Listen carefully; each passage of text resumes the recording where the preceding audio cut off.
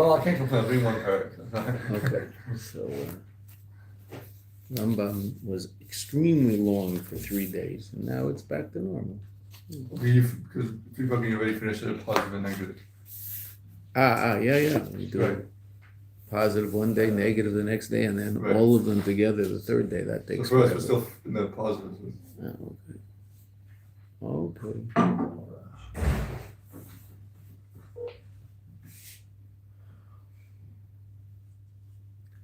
So far, what I've seen from the answers, they're very good. Today I'll sit down and go over that. Okay. So in Ois Gimel, the Rebbe has completely undone everything we did in up until this point. So far, there's been 3 parts to the Maimon. Right? I mean, I'm excluding the first page, which is just a basic explanation of those psukim and pshat. The first section of the Maimon, the Rebbe asked the question: does our avodah affect the Eibishter or not? And we see sources that say we do, and there's sources that say we don't. The second section of the Maimon explains what's still on the board. That when we say that our avodah does not affect the Eibishter, we're talking about Atik. And when we say our avodah does affect the Eibishter, we're talking about Arich. And you know what those are, 2 different levels in Keser. The level in Keser that's responsible for the light that emanates down into the 4 worlds, that's called Arich. The level of Keser that's completely transcendent the 4 worlds, that's called Atik. The level of Arich is affected by us because we affect all of the light in the 4 worlds, all of the light in Seder Ishtalshlus. And the source of that light is Arich. But Atik is transcendent of that. That's what we said. But in Ois Gimel, which begins with the words Amnam, which means however, which means we're going to change things around a little bit. So the Rebbe says, but we can't say that. We can't say that there's a level in which we don't affect, because in our pasuk, what does it say? In our pasuk, it talks about HaKadosh Baruch Hu responding to our avodah, and it uses first person. And the Rebbe explained, we saw the Ramban, his Hakdama on the Torah, and the Rebbe explains, based on that Hakdama, that, it just brings the Ramban, that the Torah, who's the author of the Torah? The author of the Torah is Atzmos, the narrator of the Torah. Yud-Kei Vav-Kei did not write the Torah, because in the Torah it says, V'yadaber Yud-Kei Vav-Kei El Moshe Lemor. So Yud-Kei Vav-Kei can't be the narrator of the Torah, because otherwise it would say, I spoke to Moshe. Moshe obviously is not the narrator of the Torah, and Sefer Devarim he is, in the first 4 books, because it says V'yadaber Shem El Moshe. It should say V'yadaber Shem Elai, which is what it says sometimes in Devarim. So who is the narrator of the Torah? So the Rebbe told us, Atzmus Mahusa Yizbarech. The Eibishter himself. The Torah and the Eibishter are one. So the Eibishter himself is telling us about all of these different events that happen, and some of those events are this aspect of me revealed itself to this person and said these things. That's what's going on in the Torah, which is quite astounding. Okay. And sometimes the Eibishter uses the word V'yadaber Havaya, V'yadaber Elokim, Kel Shaddai, different words. Okay. Different names, which are different aspects of godly revelation. But who's telling us all this? Atzmos. Okay, so then there's a problem. And our problem is obviously and we'll see it, right? But in our verses, it says what? And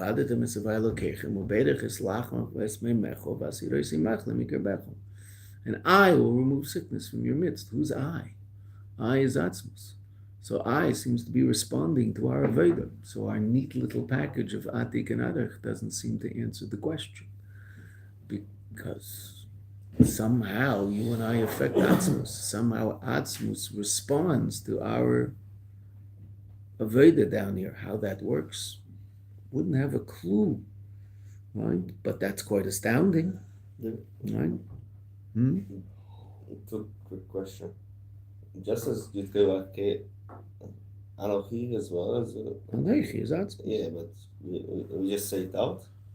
We can say that name, but yeah, it means I. Yeah. It's not a name of God. It's just God referring to himself. We don't say the next one. And then in Gimel, we have actually Right? The next word is a name, so we don't say that. But that word is just I. Right? But it's higher. Yeah, absolutely. It's referring to Atzmus, 100%. But And still. then in Gimel, we went against on what we said in base, no? That we don't affect Atik, we Yeah. actually affect We much certainly higher seem to have said that. Yes. Meaning, we say the way we understood base. Maybe we'll have to re-understand base, but up until now, the way we understood base was our aveda affects up to arich, and that's it. Nothing above. So now that's not true.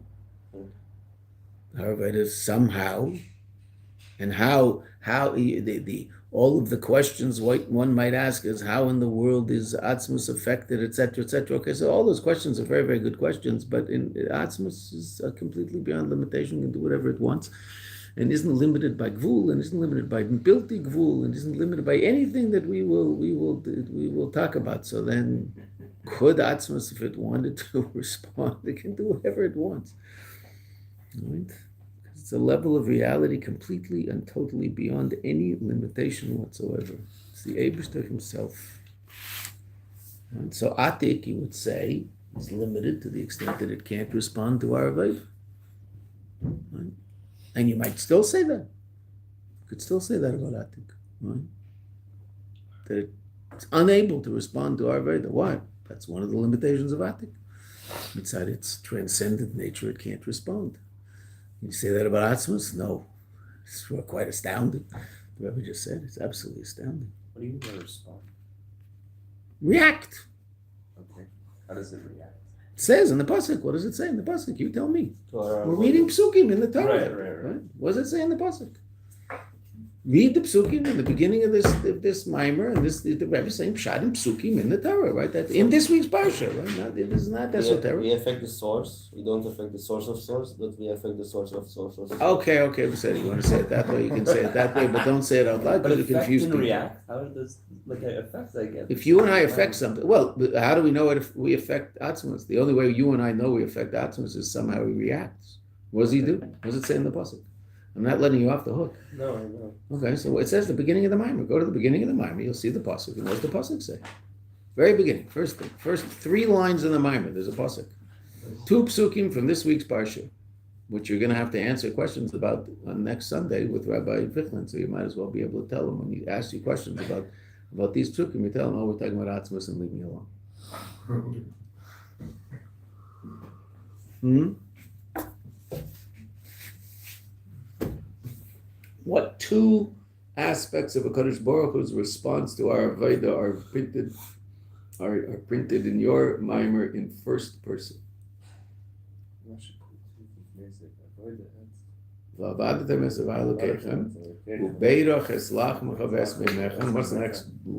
the next clause in that verse? Vahasiroti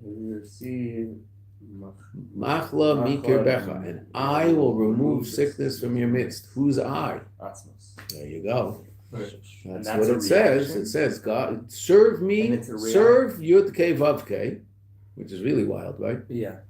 Meaning, do your Aveda down there and say to Ishtalshus, in space and time, and I, Atzmus, will react. Gotcha. That's what it says. How that works, I have no idea how that works. I didn't have any idea how it works before we got to Atzmus either. I don't know how the Eibishter decides what he's going to do in response to what we do. I have no clue. It's not my job, right? People who spend their days worrying about that are all upset, unhappy, and probably not very careful about Torah and mitzvahs because they give themselves all sorts of reasons why not to do it, right? If you just do what you're supposed to do, you're fine. You understand exactly how God does what he's supposed to do. That's not your job. I don't know how God does what he's supposed to do. I have no clue how God does. I'm having a hard enough time trying to figure out what the Eibishter wants from me as it's written in Shulchan Aruch, because there's lots of stuff I don't know yet. Right? That's my job. Right? My job isn't to run the world. My job is to be a good Jew down here in Elam Hazan and do what God wants. And that will hopefully result in what the Eibishter ultimately wants, which is a dir b'tachtenim, which is Mashiach. That's our job. Right? It's our job. Exactly how it all works, I don't know. Sometimes people who get nervous about how it all works end up Today, I sit next to a holy Sephardi Makubal rabbi on the bus most days. So he's having some issues, medical issues. Went to a doctor. Doctor gave him a trufot, perfectly reasonable trufot. So I asked him, "How are you feeling?" Terrible. I said, "Why are you feeling terrible?" I feel terrible. I said, "Well, did you take the medicine?" No. Why not? Because there's all sorts of stuff written on the side of the box about what the medicine might do to you, and he's scared to take the medicine because he could die if he takes the medicine. Right? There's always those things on the side of the box, and I mean, they sound terrible, right? You're going to basically, you take one pill, and all of a sudden, all your blood will drain out through your toes, and you will watch die. the commercial. Right. The guy at the end, right? The guy at the end, right? Tells you 47 things that might happen to you if you take this. Now, do those things happen? Generally not. Right? Right? Why are they on the side of the package? Because they don't want to get sued, which is perfectly. So I tried to explain this to him. He hasn't taken this up, so he's suffering.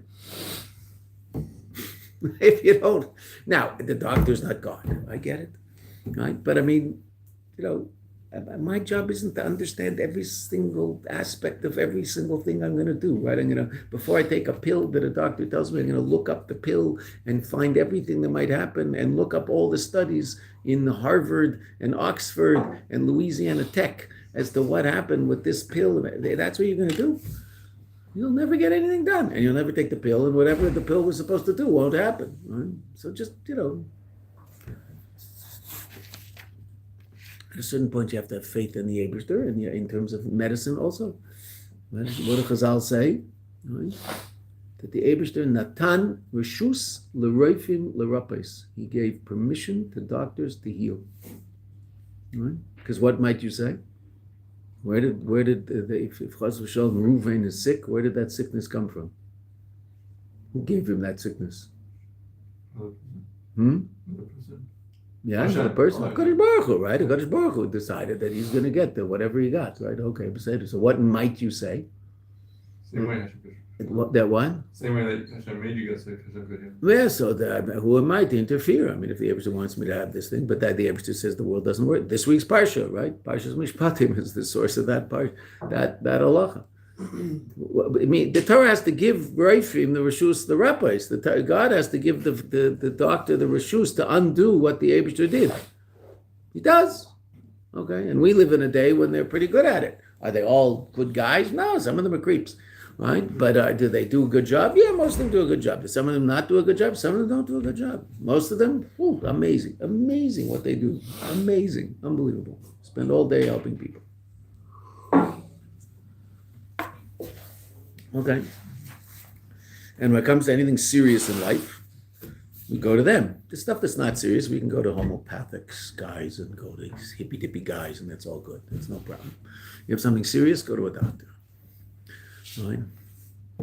Something life-threatening, go to a doctor. How many patients has my wife had who have cancer in a state that is terminal and can't be fixed because instead of going to a real doctor when they found out about it, they went to a hippy-dippy doctor who found about it and gave them all sorts of herbs and this, and it turned from the first stage to fourth stage, and by the time they decided to go to a doctor, they were dead. Case after case after case after case after case. Right? There's certain things work for certain things. Oh, sure they do. Of course they do.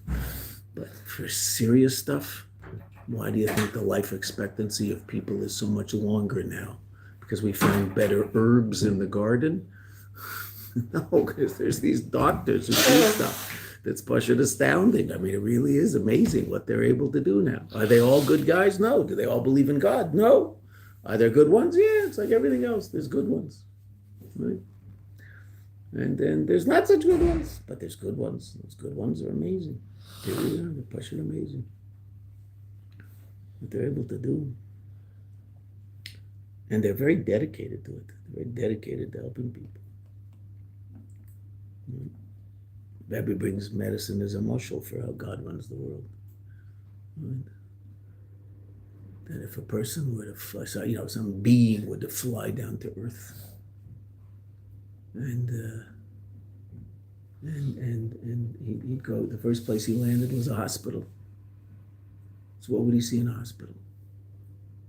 He would see all these people in masks, taking unconscious people into rooms and cutting them up and taking parts out and moving parts around and then stitching them up and sending them to some room where they're clearly in pain, called the ICU, right? I mean, they're clearly in pain, and then, right? So he was there for a day. That's what he saw. Oh my gosh. He would think these people are just the worst people in the world. These people, I mean, in the world. They're not from the world. These people are evil and terrible and horrible, and what kind of place is this? And it's a disgusting place. And Okay, because they saw a little tiny window on the reality of Olam Hazeh. If they would take a step back and understand what's really going on, and the Rebbe says this, and what would they appreciate? That these people who he thinks are the worst people in the world are actually doing some of the greatest acts of chesed imaginable. Just don't understand it if you look at it in a certain context. But if you look at the proper context, then you understand that this is an unbelievable act of chesed that these people are doing. It involves tremendous pain on the part of the person who's getting the chesed. Okay, sometimes God works that way too. Right? But we don't understand. So the Rebbe says, uses doctors for a mashal. Because if you were to look at the world, if the only place a person that ever got some being from outer space comes down, ends up in a hospital for a day, you would think, my goodness gracious me, these people are horrible. Horrible. Masked people, a bunch of masked people hovering over someone, cutting them open and taking parts out. Wow. What kind of people are these? Blood all over the place. Shoo. What are they doing? They're trying to save the person's life. That's not so clear. If you didn't see what was before, you don't see what's after. Which we don't see. But God does. So he runs the world. Does a good job at it. If we did as good a job doing what we're supposed to do as he does, doing what he's supposed to do, then we would have brought Mashiach a long time ago. Most of us spend a lot of time kvetching about how he's running the world. He's doing just fine. He's doing just fine. Evidently, he's doing it exactly the way it's supposed to be done. Am I? I don't know. Actually, I do know, but I don't like to talk about it in public. Okay. So it's Atzmus. Shohu, let's start from there's a footnote 30. We just finished talking about Shem Hashem. Brackets, there's parentheses there, Lishtalshalus. V'abachina shelamayla mishneim, and the level that's beyond both of them, Meisha v'avaya, hu atzmus u'maz ein zabaruch hu. Shohu ha'medaber u'mesaper, he's the one speaking and telling. Del tzaylt, he's telling.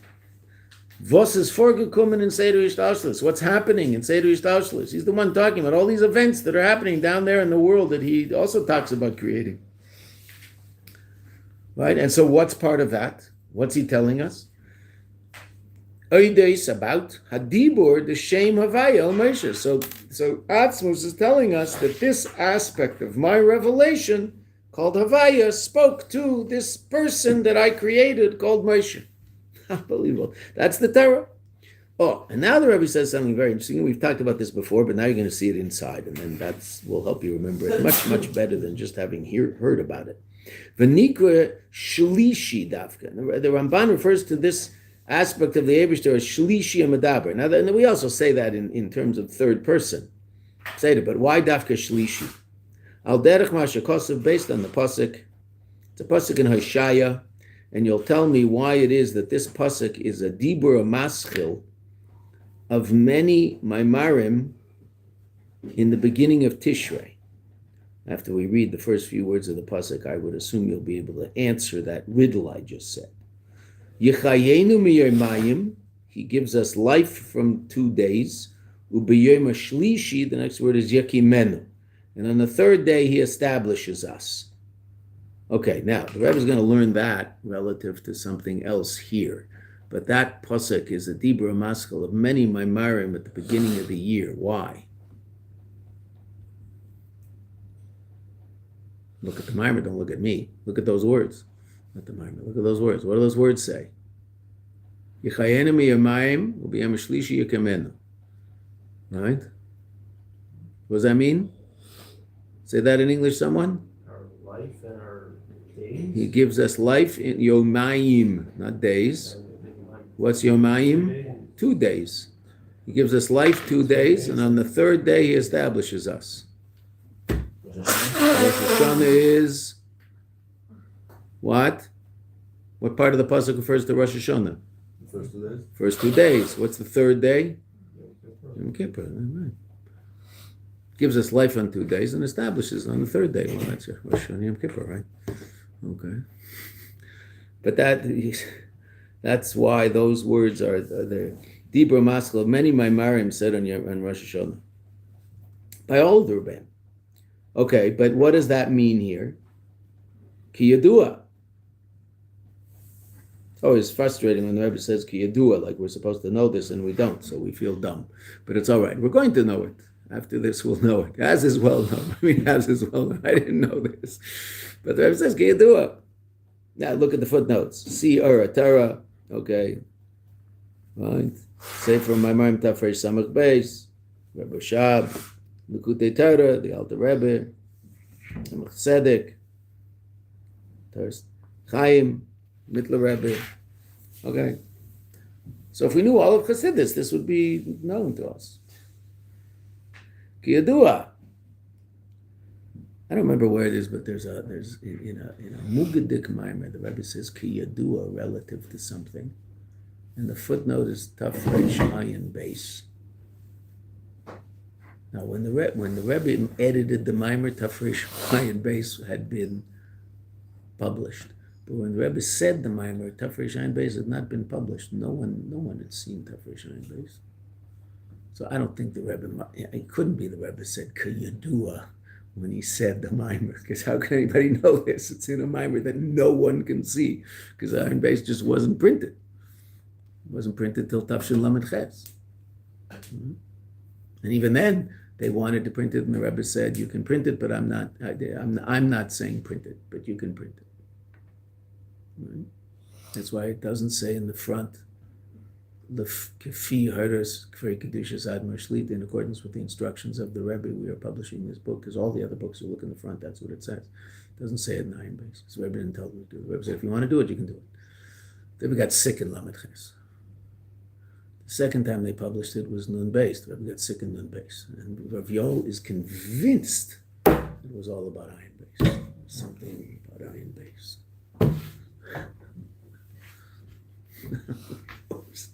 Who knows how these things work? So what are we supposed to know? Yadua. Let's see. Sheyichayenu miyomayim. He gives us life from 2 days. What's that going to mean? There's 2 different levels of sources of our existence. Mamala and Sevev. 2 different levels of light that are the source of our existence. Now the Rebbe is going to say Mamala and Sevev in 3 different ways, which is really amazing. Ki yadua sheyichayem miyomayim kai al klolos ishtalshelus. The basic, the general reality of Ishtalshelus, the 4 worlds, Shenechlach l'shtayim, that are divided into 2. The 4 worlds are divided into 2 different aspects, and we know this, Baruch Hashem, right? That's why this is a good mimer to learn after you've learned Basi Lagani, because once you've learned Basi Lagani, what the Rebbe is about to say to us is Taka Yadua, because we know this, we learned it, we know it. So the Rebbe is going to interesting enough explain the 2 Mamala and Sevev in 3 different ways. And they're very important to see. So first, Mamala Kalamim Bechina Sevev Kalamim, the level of Mamala and level of Sevev. Those are the 2 different levels of godly light that are the source of our existence. A more general light, Sevev, a more specific light, Mamala. Now the Rebbe says that in the same way, with other words, but explaining the same thing. Bechinas Eres, Sevev, Bechinas Kalim, Mamala. What's Mamala all about? Kalim. What does the light fill? Kalim. Eres and Kalim. 2 different aspects, two other ways of explaining and expressing those 2 different aspects of reality that are shaykh to the 4 worlds. And the third, which we haven't run into yet, Bechinas ha'or kameshu hu la'atzmei, the quality of the light as it is relative to itself, Sevev. Because what's Sevev all about? Seviv is all about a level of light that's too powerful to be revealed to the other. But we learned in this mimer what allows something to be revealed to the other, what gives existence of the other. We learned it. Kalim. That's what the Rebbe told us in his base, right? What are Kalim all about? Kalim give Metzias Lazulas, right? Nesinas Mokim Lemetzias Azulas. Those are the words of the Rebbe describing Kalim, right? Okay. So the Kalim are the source of a reality where there is another, meaning there's two or millions, right? Okay. The mitzad the or is just revealed to itself. It's not revealed to anything else. Seviv. V'hagilui k'meishu l'zulasei, and the revelation as it is to the other. What is it that allows for that? Kalim. Three different ways of explaining mamala and seviv. Mamala and seviv. I'm going to change the order because it starts up. Kalim and Oris, in the Maimon Oris and Kalim. Kalim and Oris, that's mamala and seviv. Now, I'm going to keep the order, seviv first. Or as it's shaykh to itself, that's seviv. And the or as it's shaykh to be revealed to the other, that's mamala, kalim. Two different aspects of reality relative to created reality. Okay, and we can, you and I can now give them another name. Infinite and finite. Infinite reality and finite reality. Infinite reality is seviv. Finite reality is mamala. Okay, and then there's going to be a third level. We've been talking about the Eibush is beyond infinite for a long time. You had to take my word for it. Well, the Rebbe says it beferish, right? And then there's a third level. What's that going to be? Atzmus, which is beyond the or and beyond the kli, the source of both. Right? U'b'yema shlishi. What's yema shlishi? Kayal atzmus u'ma'asem baruch Hu. The essence of the Eibush. Right? Okay. So there's three different levels of reality: finite, infinite, and atzmus. Put that in godliness, mamale seviv in atzmus. Right? Another way of saying it: keli menar in atzmus. Right?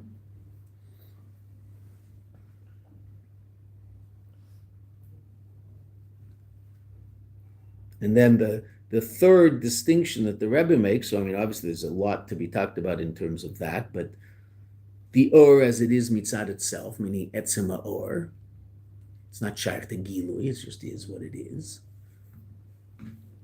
And then there's a level of or that's all about being revealed to the zulas. And what's that? That's or that's undergone simsum to allow. When it says revealed to the zulas, it's ultimately that which brings about the existence of the reality called zulas, the possibility of experiencing reality as the many as opposed to the one.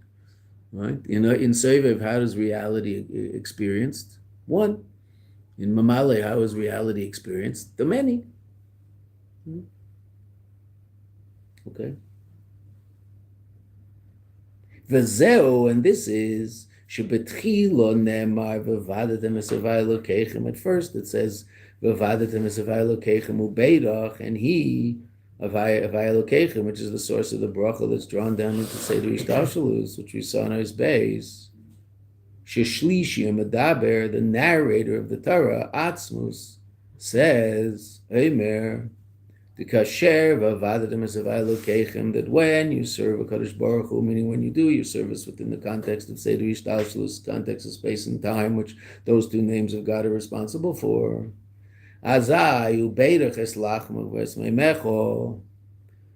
be a lot of bracha in your gashmias. Hainu, what does that mean? Shahavaya, because it says ubeirach, he will serve Yud Kei Vav Kei, and he will bless. Okay, that's Yud Kei Vav Kei. Shalav nemar, that about him it says v'vadatem esavai lokechem.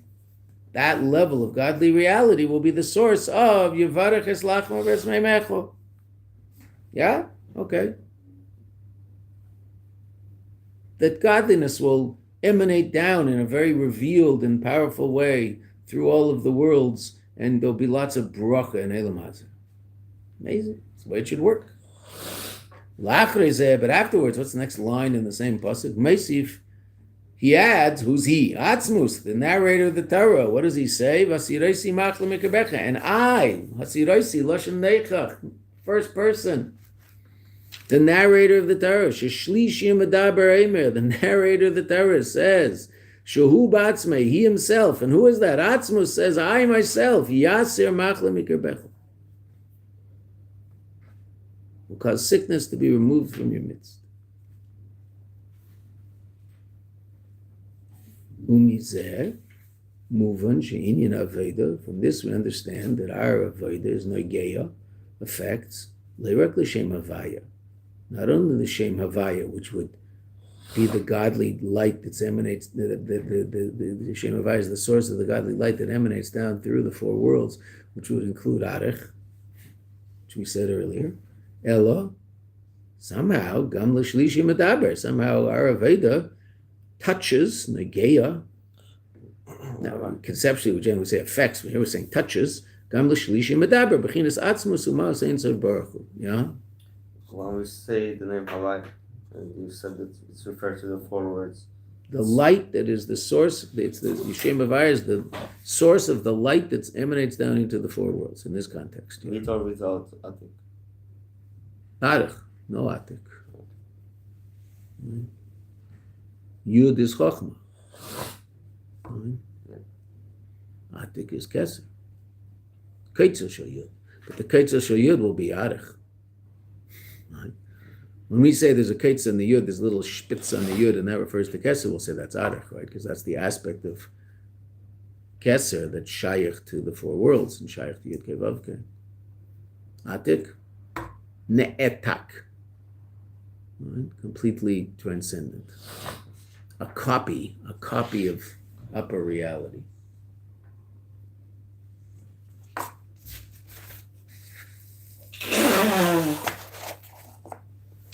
Okay.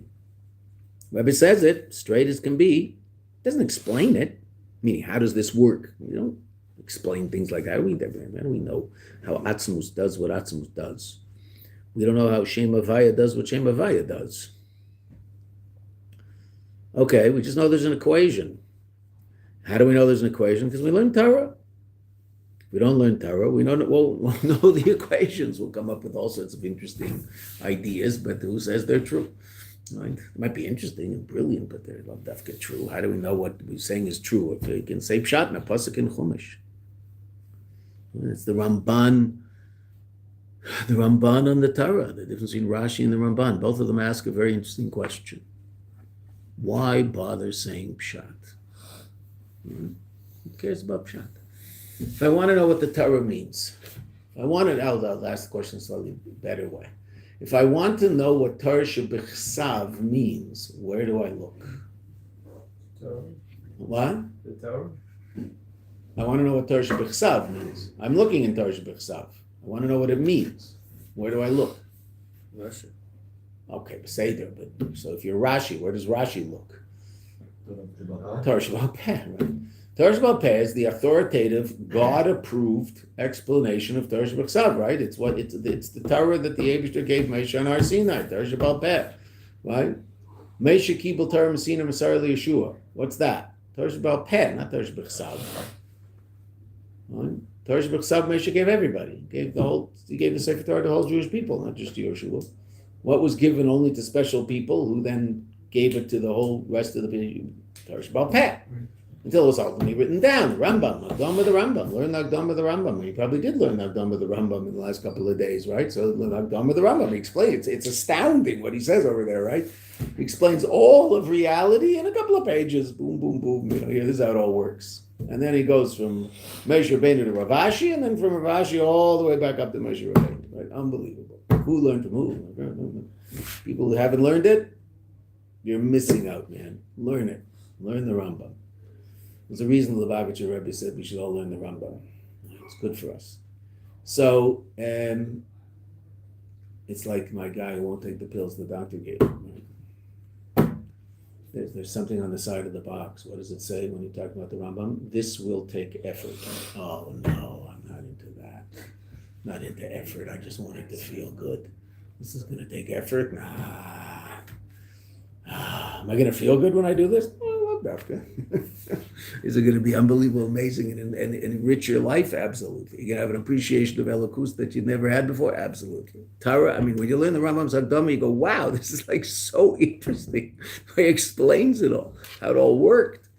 Okay, say them. It also might say that it's very addictive. Addictive. Ah, you felt like drugs. There you go. It's very addictive. Those are only painkillers. It's the painkillers that are addictive. Right. So it is addictive. The Rambam is addictive. There's nothing about it. So you look in Torah Shabbal Peh. So Rashi and Chumash said exactly that. 95% of Rashi and Chumash is a direct quote from Torah Shabbal Peh, Midrashim. Because what does Rashi hold? And he's unique in this, and most of the Rishonim disagree with him, but that doesn't matter. He's Rashi. You can do this. You can do this, right? Rashi says that pshat, meaning there's 4 levels of exegesis. I feel so intelligent when I say such a word. 4 ways of learning the Torah, right? Okay. So pshat, remez, drush, and seid. So what's pshat? So pshat, most people will say, is the literal meaning, which is absolutely, completely, and totally not what Rashi does.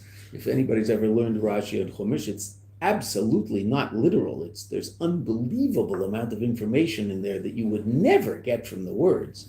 What does Rashi do? Rashi said, I'm going to deal with what's pshat according to Rashi? Context. I'm going to learn this book in context. Pasuk Aleph is before Beis, which is before Gimel, which is before Dalet. Right? What's the difference between pshat and drush? Context. Drush, we'll take a pasuk. There's a word in the pasuk. The pasuk's talking about Avraham Avinu, but there's a word in the pasuk that can be connected to Moshe Rabbeinu, and I'll learn an idea about Moshe Rabbeinu from a pasuk. But the context of the pasuk is not Moshe Rabbeinu. The context of the pasuk is Avraham Avinu. It's a story in Bereshis. It's not Moshe yet. Okay, but drush doesn't worry about that. Pshat has to worry about that. And Rashi says pshat is explaining the words in context. But where do I go to explain the words in context? I look to Chazal, because they explain it best. So Rashi says that if I can find a medrash that explains these words contextually, I will quote that medrash below the pasuk, and I'll call that pshat. That's Rashi's position, and that's what Rashi does. That's why when you learn Rashi, you have to learn a Rashi that gives you the makaris of what he quotes. Because you'll notice, and this is where all the work is in Rashi, and this is why there's over 140 super commentaries on Rashi, before our generation translating them into English, Portuguese, and French, right? Those aren't commentaries per se, those are just translations, right? Before all that, Rishonim wrote commentaries on Rashi. Why? What do you have to do if you want to work in Rashi? And if you learn a Rebbe Sikha, you see this. Ever learn any of the Rebbe Sikhas on Rashi, you'll see this. Rashi will quote a medrash. Go look. So you get a book that gives you good marmakemis of the medrashim in Rashi. The best one is called the Chumash Mechekeke Yehuda. I don't know what you can even buy it in the stores and I'm sure it's around. Anyway, so what he has below, he's really a parish on the Ibn Ezra, but he has below Makore Rashi. Now, what's good about that book? Most books will give you 1, maybe 2. He'll give you everything that Rashi could possibly have looked at in Medrash. There's a Gemara, there's a Medrash Rabbah, there's a Tanchuma, there's a Psikta, the Rav Kahana, and there's a Mechilta. And he'll give you all of them. All right, what's the advantage of that? Well, if you look in a few of them, let's just take one. You look in Medrash Rabbah. So you'll notice there's 3 pshatim in the pasuk in Medrash Rabbah. Okay, 3 pshatim, 3 explanations of the pasuk in Medrash Rabbah. 3 different Rabbanim said 3 different pshatim in this pasuk. Then, so yeah, I see Rashi in here. But what do I see in Rashi? I see half of the first pshat and half of the third pshat. Rashi put them together, called Rashi Pshat on the Torah. Well, this is going to take me hours to figure out why Rashi thought that the other half of the first pshat, or the other half of the third pshat, or the second one, weren't pshat. And that's why people write. That's why the Rebbe will talk for 25, 30 minutes on a Rashi. But Rashi Sikhas will explain that. The Rebbe will point out, you notice that Rashi, here's the Medrash, Rashi only quoted the first line of this and the last line of this, but he left out all this. Why? Why did he do that? Oh, what did he want to say? What was his problem? What was his issue? Rashi on Torah is pashut unbelievable. So Rashi's answer to the question, why say pshat, is, you're right. So I'm going to just tell you what Chazal say about Pshat. Meaning I'm going to explain the Torah contextually based on authoritative information. Because my own subjective understanding of this is not of any importance to you. Even though I'm Rashi. What do you care what I think? I want you to know what the people who really know stuff think. And who's that? That's called Chazal. That's what Rashi says. The Ramban says no. He disagrees ba'ofen ekroni with Rashi and says no. By definition, Chazal is not Pshat. It's Drush. By definition. That's why very often the Ramban in the Torah will quote Rashi. He'll say Loshen Rashi or Loshen Harav. Very, very respectful to Rashi. Right? Then you say Aval Pshutei, and then he'll say that the Pshat's like this. I mean, Rashi's very nice. Sometimes they say Loshen Rashi Miha Medrash. Right? Or sometimes just say Loshen Rashi. And then he'll say Upshutei, but this is Pshat. Because what Rashi says isn't Pshat. It's beautiful, it's true. It's Chazal. It's not, of course, it's true. It's just not Pshat. Why? Because Pshat is, according to the Ramban, what my intellect will understand, what human intellect will understand by reading these verses in context. But so it'll be much more a literal understanding, and the Ramban will use Egyptian weather patterns to understand Pshat, and also all sorts of language issues in Pshat, right? The Ramban will quote other psukim to show you how words are used, and that's how this word is used. Right, in this sense, just like it's used over there in Yeshayahu, and it's used over there in Yirmiyahu, and it's used over there in Hosea. And he'll quote 3 psukim, right here. See what this word means? Boom, boom, boom. Right? Pshat, mamish, human intellect trying to understand what the Torah says. But what? The Ramban realizes he has a problem. Right? How do I know what I'm saying is true? Might be brilliant, but who says it's true? So what does the Ramban do? The Ramban includes in his Pshat Medrash and Kabbalah. And what you can always do, and this is the work when you're learning Ramban on the Torah, which is a lot of fun to do, right? It's hard work, but every Ramban you have to do this. The Ramban will then quote a Medrash. The Ramban thinks that this Medrash is supporting his Pshat. In other words, there'll be an aspect of this Medrash which shows that the Pshat of the Ramban is authoritatively true. The information is reasonable and authoritative information. I'll support what I'm saying by quoting a Medrash. And also the Kabbalah, which means when you learn the Kabbalah of the Ramban, you have to take the Kabbalah back to Pshat and show how the Kabbalah is also supporting the Pshat, because it always does. The Kabbalah always supports the way the Ramban read the words in Pshat. It's amazing. Always. Also the Medrash. That's why Ramban on Torah is really hard. It takes a long time to work through a Ramban, because once you work through it, then you have to go back and say, okay, so why did he quote? How is this Medrash supporting Pshat? Now Rashi does that sometimes if he doesn't have a Medrash. Sometimes Rashi will say Pshat and then he'll say Umedrashe. He says, why is he telling me a Medrash? He said at the beginning of the Torah 3 times, I'm coming just to say Pshat. Right? And let the Medrash Darshan, he says it also, he says it in the beginning of Eiro, and he explains everything. Right? Okay, so why would Rashi then say something and then say Umedrashe? Usually there's 2 answers that the Meforshim give as to why Rashi does that. One is he wants to support what he's being like the Ramban.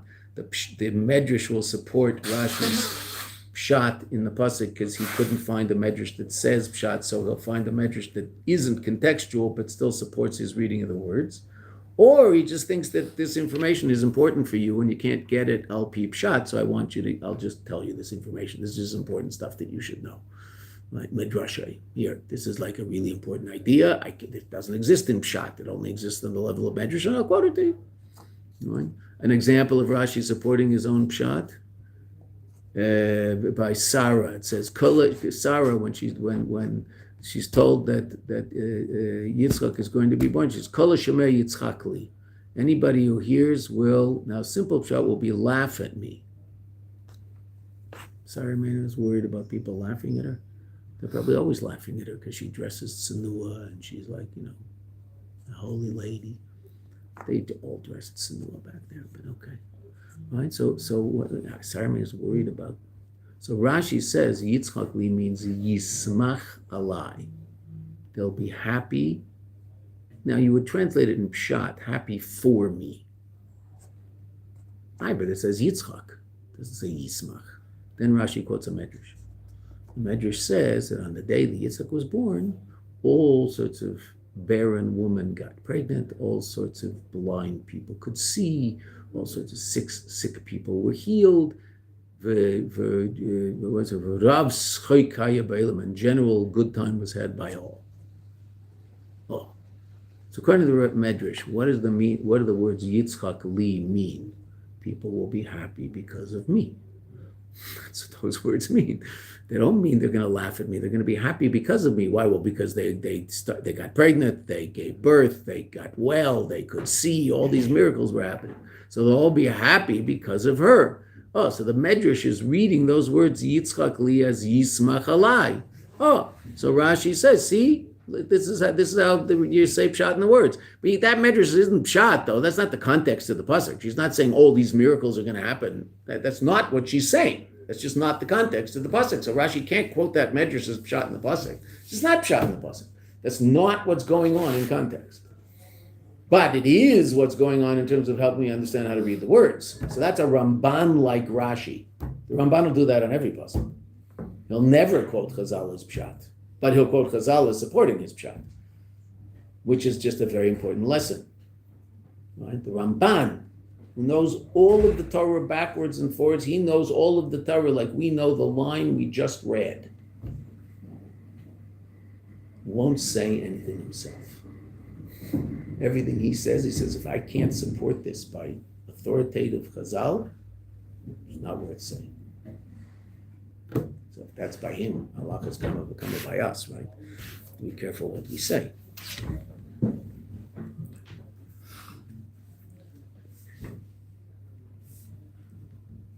Okay, so let's see. So the Rebbe says, Shlishi Medaber, Shehu Batzma, third line, Yasir Machla Mikabecho. Umizeh moving from this is understood. She'inyan aveda nageya loirak b'shem avaya ela gam l'shlishi amadaber. Also to the third one who speaks. In other words, the narrator. B'chinas atzmus sumas in sabaruchu. Sha'aveda pa'elis, that our aveda affects loirak ubeirach eslach mechves meimecho al yedei shem avaya. Not only bracha in our gashmis through shem avaya, which it still does. That doesn't stop. That's in the pasuk. Elagam vasiraisi machla. There might even be, so to speak, an interference of atzmus in the whole show. Al yidei atzmus umasein sabaruchu. Well, wait a minute. Tzarich lavin. We have to understand. Hare bebechina shelamayla miishtalshelus, and this level beyond the ishtalshelus. Ksiv, what does it say? Im sedakta matitin le. It says there's a pasuk. So that's when, relative to the question, knows the Rebbe calls the pasuk, not Chazal. Interesting. There's a pasuk. If I did righteousness, what have I given you? How have I affected you? What? If I did an aveira, matifo boy, right? The rest of the pasuk in Iyar. So how do we say pshat in the pasuk? Doesn't make sense, right? Okay, we have 5 minutes. We're going to see the beginning of the answer. We won't see the whole answer. Maybe we will. Who knows? If I talk fast. V'yesh leimar. Okay, so we understand the question? The Rebbe just said everything we said in his base. Don't think that that's the neat little answer to our question, because after all, even Atzmus is affected by our Aveda, and we see that dafka from the pasuk we're trying to explain. So then, when we asked, does our Aveda in part 2 of our Maimon, well, really it was part 1 of the Maimon, does our Aveda affect the Eibishter? Yes and no. And we brought sources yes, sources no. How do we understand the sources no? So again, before, what did we say? What was our answer before? How did we understand the no? What was it referring to? We don't affect. We don't affect. Yeah, what? Atik. Atik, b'diuk. That's what we said. Can't say that anymore. Right? Okay. So then, what are those psukim talking about? Our neat little answer is gone. V'yesh leimer, the Rebbe says. Let's answer the question. And this is going to be the end of the first part of the mimer. The second part of the mimer is what avoda is. The third part of the mimer is how to do it. That's why this mimer is so amazing, right? First, the Rebbe talks about avoda itself. Does avoda, like, do we affect or don't we affect? Yes, we do. Okay, fine, good. So what we do matters. Now, so what is avoda? What does it mean? What does avoda mean? Okay, that's the second part of the mimer, which you haven't started. That starts in Dalet. Then once the Rebbe explains what that is, then the third part of the mimer is, so how in the world do I do this? That's the third part of the mimer. This mimer is, that's why everybody wonders why this mimer wasn't edited, because it's so unbelievably important, but it just was never edited. You know? Okay, let's see. We'll just begin the answer. We'll see it tomorrow. And then I guess Tuesday will be a review day to review this whole first third of the mimer. If you need 2 days, maybe we'll do 2 days. You guys will tell me, but you'll sit and you'll learn and you'll figure it out.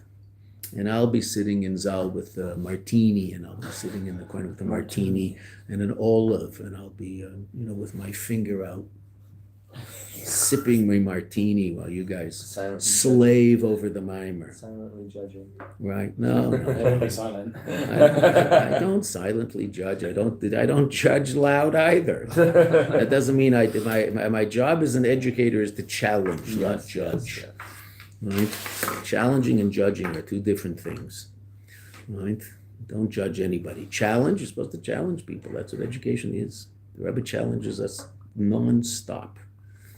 Right? Because he knows we've got more. V'yesh leimar. Shazeh sha'amru razal v'chi ma'ich b'sleila kadosh baruch hu. What does the Kadosh Baruch Hu care, right? That was the one we don't understand. What do you mean, what does he care? Atzmus cares now all of a sudden, right? So to speak. Kai al haveda atzma, the aveda itself.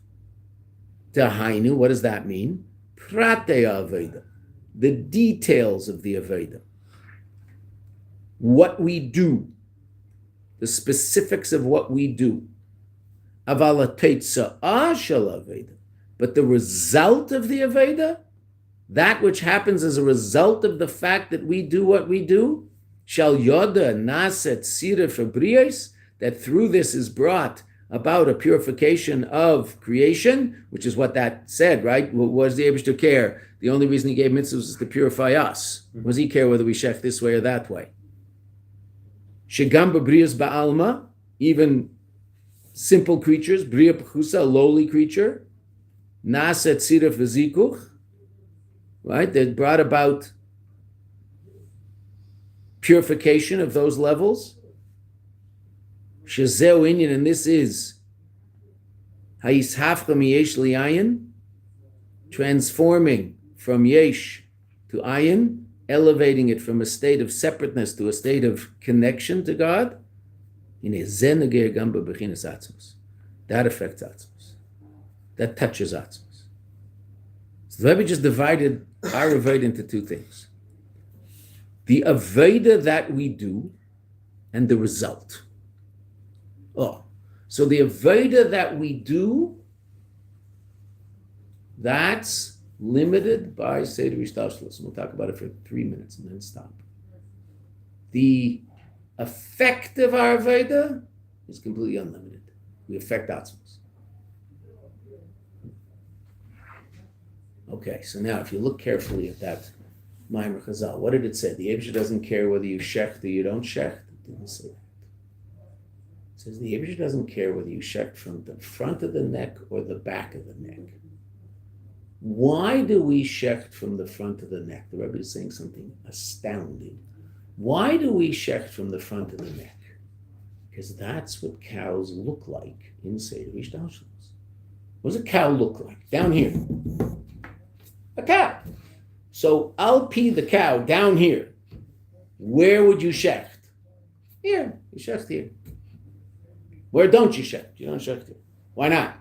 Well, because that's the way the cow looks in Seder Ishtalshalos. What if the cow's head was turned upside down and all of the simanim that we have to shecht were on the top instead of the bottom? Where would we shecht? The top. Right? Okay, so it's all dependent on Seder Ishtalshalos. The pratim, the details of what we do is all based on the reality that we exist in. Atik. Does Atik care about any of those details? Those details are completely irrelevant to Atik, because Atik is a level completely transcendent of details. Atik is just a general state of godly reality. It has nothing to do with how the world looks. What level of godliness begins the whole process of you and I experiencing what we experiencing down here in Olam Hazeh the way we experience it? Atik. And then as the light emanates downward into Olam Hazeh, so Olam Hazeh looks the way it looks. So you and I have to keep Shabbos every 7th day. What if Seder Yishtalshelis worked that there was an 8-day time cycle? Then what? So we keep Shabbos every 8 days, right? And what if it was a 6-day cycle? So we keep Shabbos every 6 days, right?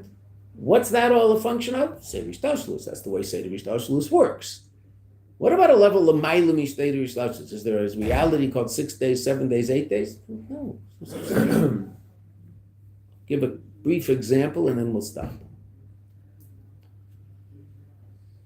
We are all meeting, us Earthlings, Martians, Venetians, Saturnians, Plutons. We are all meeting in a space station above our planets. That space station exists in a place beyond gravity, right? No gravity up there. Okay. On Earth, how do we get there? What do we have to take into account in order to get there? Those of us aren't the engineers devising how we're going to get there. What's the single most important thing they have to take into account? Gravitational pull of Earth, right? So our spaceship will be just right, commensurate to the gravitational pull of Earth, right? Now, the man on the moon who's coming, does he need the same spaceship? No, his gravitational pull is a 1/6 of ours, I think. I think it's a 1/6. Right? Okay, so his spaceship only needs a 1/6 of the thrust of our spaceship. Right? The guy on Saturn, it's much bigger than us. I don't know how much, but he's going to need a much more serious spaceship to get out of Saturn's gravitational pull to get to where he wants to get, right? The guy on Pluto, I think Pluto's small, right? Smaller. Neptune, I think Neptune's the biggest, right? Okay, pick the planet, whatever it is. I mean, I don't know all these, right? But pick the planet. How do they get there? Based on where they are, where they're coming from. True? Once they get there, what is now completely irrelevant? How they got there. What difference does it make? Because where are they now? A place beyond the single most important element defining how they get there. When I asked, so Tzvi said it, he's right. The single most important thing defining how I'm going to get to that space section is what is the gravitational pull of the place where I am. And I will act in accordance with that reality. Wherever I am, I'm on the moon, I'm in Saturn, I'm in a Neptune, I'm on the Earth. Doesn't matter. Whatever it is, that's what I'm going to need to get out of that place. But once I get out of that place, now I'm going to a place beyond gravity. What is no longer relevant once I'm there? Gravitational pull. Completely irrelevant. That's what the Rebbe is saying about mitzvahs. Such a mitzvah. The details of what we have to do, that's all Seder Yishtalshelis. So Atik, which is beyond Seder Yishtalshelis, what does Atik say about shechting? What do I care how you shecht? I have nothing to do with whether the cow looks this way or that way. That's not my department, Atik says. I have nothing to do with that. So it's still Atik saying that. What do I care whether you shecht this way or that way? Not what do I care whether you listen to me. That's not what the Eibishter says. That if you read the word, the Rebbe's learning the words like the Rebbe always does. What do I care whether you shecht on the top of the neck or the bottom of the neck? Because the top of the neck and the bottom of the neck is all a reality in Seder Yishtalshelis, and Atik says, I'm completely transcendent of that. I have nothing to do with that. You want to talk to someone? Talk to my little brother Arich, or you can talk to, some angel in Eilam Habriya that's responsible for sending light down further. Okay. But once you shecht the right way, so to speak, where does it go?